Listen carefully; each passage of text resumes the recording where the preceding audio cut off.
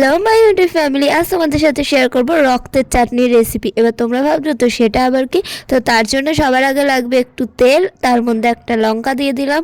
লঙ্কাটা ভালো করে ভেজে নিয়ে ওর মধ্যে মধ্যে দিয়ে দিলাম 3-4 চামচ মতো চিনি, দিয়ে ভালো করে চিনিটাকে মেল্ট করে নেবো জল ছাড়া। জল না দিয়েই মেল্ট করতে হবে, তাহলে বেশি ভালো হবে, মানে একটু ক্যারামেলাইজড হয়ে গেলে খেতে ভালো লাগবে তাই। আর এরপর এর মধ্যে মেন যে জিনিসটা দিতে হবে সেটা দিয়ে দিলাম টুকরো করে রাখা স্ট্রবেরি। আর আমি বড় বড় করে কেটেছি, কারণ স্ট্রবেরি নরম হয় এমনি গলে যাবে সেই কারণে। আর চিনিটা দিয়ে ভালো করে নেড়েচেড়ে মিশিয়ে জমে জমে গেছে যখন, তখন দিয়ে দিয়েছি কিছুটা পরিমাণ জল। তারপর ভালো করে ফুটিয়ে উপর থেকে একটু নুন ছড়িয়ে দিলাম।